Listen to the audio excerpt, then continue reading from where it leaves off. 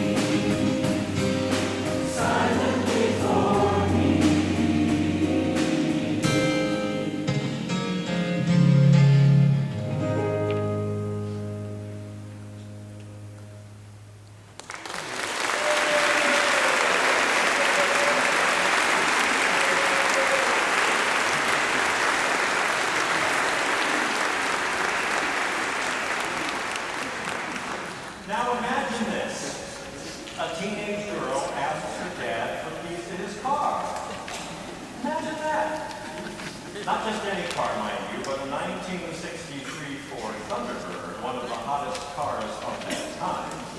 She tells her dad that she's going to the library to study. But no, she ends up at the hamburger stand with her boyfriend. Once her dad finds out, there go the keys, and as the lyric says, her daddy takes the T-Bird away. This story made its way to Brian Wilson, the late great visionary member of the Beach Boys, whose California sound helped to redefine American pop music. While we mourn the passing of Brian Wilson recently, we honor his musical legacy now by singing one of his most enduring hits with classic vocal harmonies, which came from the story you just heard. Here is Fun, Fun, Fun, and we encourage you to sing along and dance.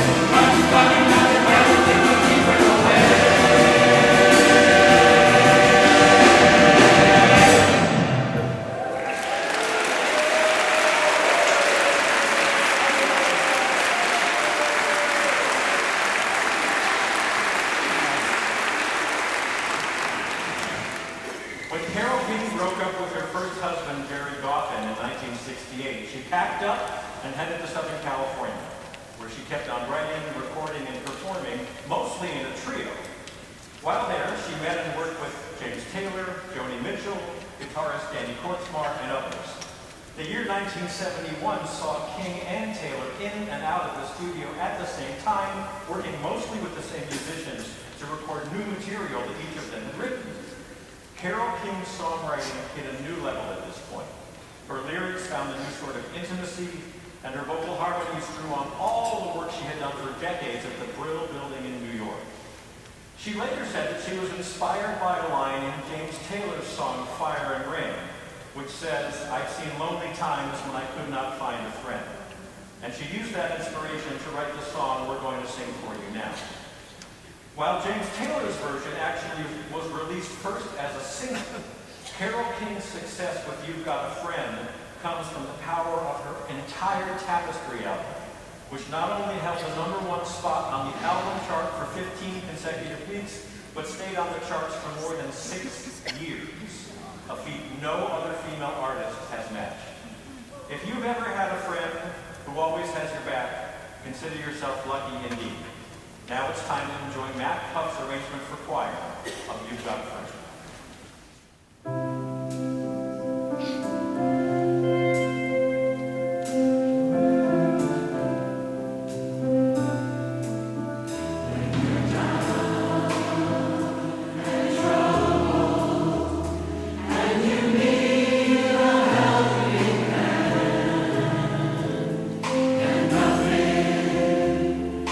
Nothing is going right.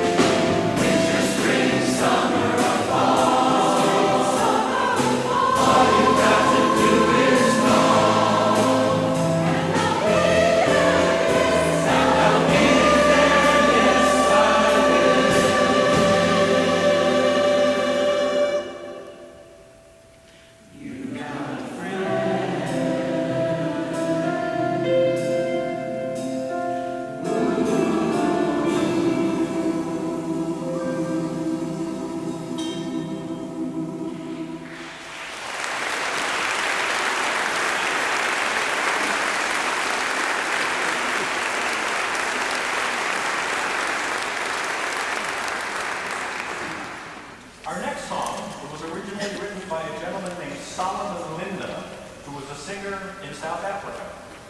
The word mbube in the Zulu language means lion.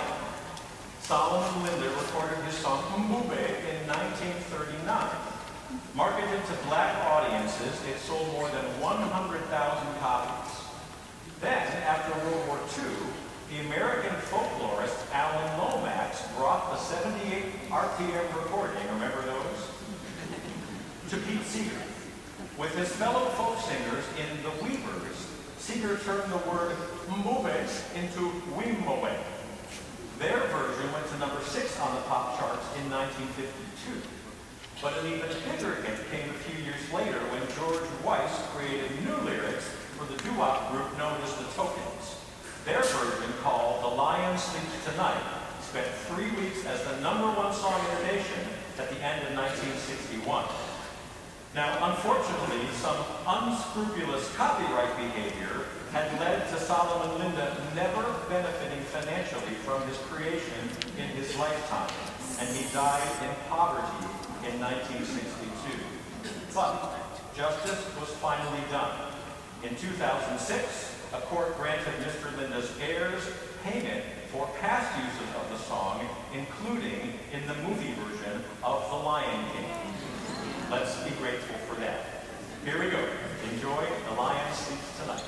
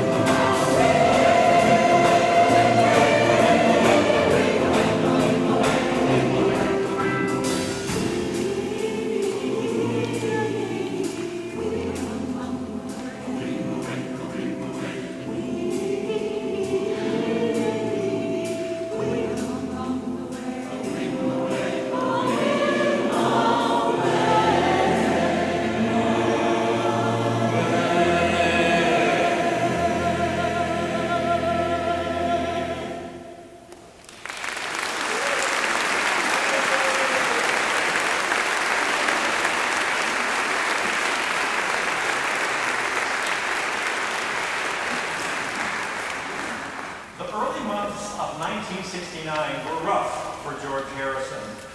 The Beatles' manager had died, and the Fab Four had to spend endless days on financial arrangements. George was rather adrift, shall we say, and it was very cold and cloudy in England. George picks up the story here.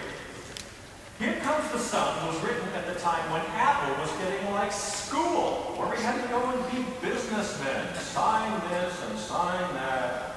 Anyway, it seems as if winter in England goes on forever. By the time spring comes, we really deserve it. So one day I decided I was going to go sag off Apple, and I went over to Eric Clapton's house. The relief of not having to go see all those dopey accountants was wonderful. And I walked around the garden with one of Eric's acoustic guitars and wrote, "Here Comes the Sun." Clapton later said, George was just a magical guy, and he would show up, get out of the car with his guitar, and come in and start playing. I just watched this thing come to life. I felt very proud that it was my garden that was inspiring. We're happy to sing for you now a truly joyful song. Here Comes the Sun.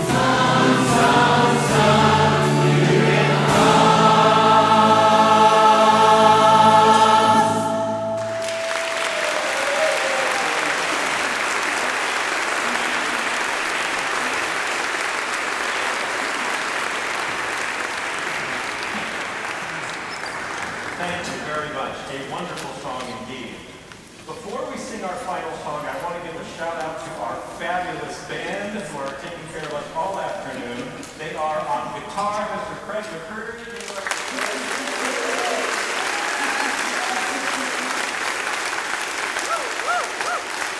On drums, Mr. Sam Penteado.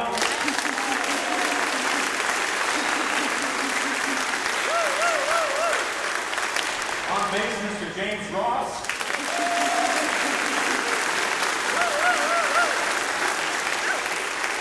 On keyboard, one of our own conductors and extraordinary musician, Mr. Paul Langford.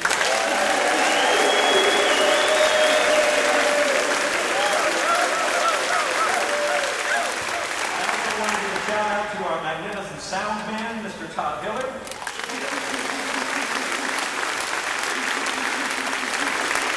And our daughter Eleanor, who's helping out today, and Daniel Segner from our team who's doing video.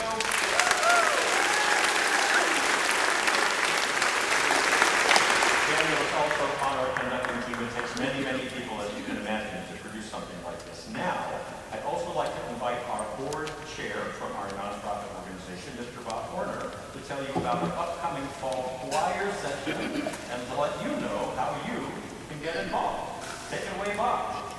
But thank you to each of you for coming here to hear us sing today. I have some questions for you. Do you love to sing? Yes. Are you age 55 or better? Yes. Great. I heard some of you singing along the way here, and I know you'd fit in very well with our choir, so seriously consider joining us. Join us in our choir. Our fall session starts in just a few weeks. Make new friends, stretch yourself musically. It's a 15-week session of beautiful music, some familiar, some new. You'll enjoy a superb repertoire and a fun challenge. You'll sing better, laugh a lot, and enjoy the best 90 minutes of your week. We offer 8 Sounds Good choirs in the city and suburbs. Hyde Park, here in the Gold Coast, in Edgewater at the Admiral, in Oak Park River Forest, in Evanston, in Arlington Heights, in Wheaton, and in Hinsdale. Plenty of places for you to pick from. And everyone is welcome to sing with us, including you and especially me. When I joined the choir 6 years ago, I hadn't sung outside the shower for 65 years. Our choir is called Sounds Good, not Sounds Stuffy or Sounds Intimidating. One thing that sets all our choirs apart is this: we have no auditions. Isn't that amazing? No auditions. Hey singers, what did I say? No auditions! Very good. It's true. So everyone is welcome, whether you've never sung in a choir or have done this your whole life. Our fall registration is open now, and we have an early bird discount if you sign up by August 15th and pay only $195 for 15 wonderful weeks of singing. Get yourself signed up early. It's just so much fun. We'd love to sing with you. Our Good Memories Choir, based here at 4th Presbyterian, serves people with early stage memory loss who sing together with their care partners and singing volunteers. That choir is part of our big choir here today. Good Memories rehearses upstairs on Tuesday mornings. Talk with our staff to see if that choir is a good fit for you or for someone you know. One more thing to keep in mind. You may have noticed that this concert is free of charge, and yet we have costs for, among other things, renting space, sheet music, our professional music, staff, our great rock band, making sure that no singer is ever turned away for financial reasons, and for our research partnership with Northwestern Medical Center. As a nonprofit, we are supported by registrations and in large part by generous donors just like you. Donations cover more than 70% of our annual budget. We invite you to make a tax-deductible donation today. You can do so using the envelope in your program. You can hand that envelope to an usher or mail it back, or you can donate right now on your phone at soundsgoodchoir.org/donate. That's soundsgoodchoir.org/donate. You can even donate while we're singing, and we won't mind. Please be generous, and thank you in advance from all of our singers. And I'll turn it back over to Jonathan so we can set up the last song. The American tribal love rock musical known as Hair premiered on Broadway in April 1968 and ran for almost 2,000 performances. The original cast album sold 3 million copies. With music by Dalton McDermott and lyrics by Jerome Ragley and James Rado, the show broke new ground with a combination of a racially integrated cast, portrayals of the sexual revolution, songs about hippie and drug cultures, overt opposition to the Vietnam War, and much more. The musical opens with the song Aquarius, and ends with the song, Let the Sun Shine In. So how did the two songs get combined, which is what we're going to do for you now? Well, I will tell you. One day, Billy Davis Jr., the lead singer for the Fifth Dimension, was in New York and left his wallet in a taxi cab.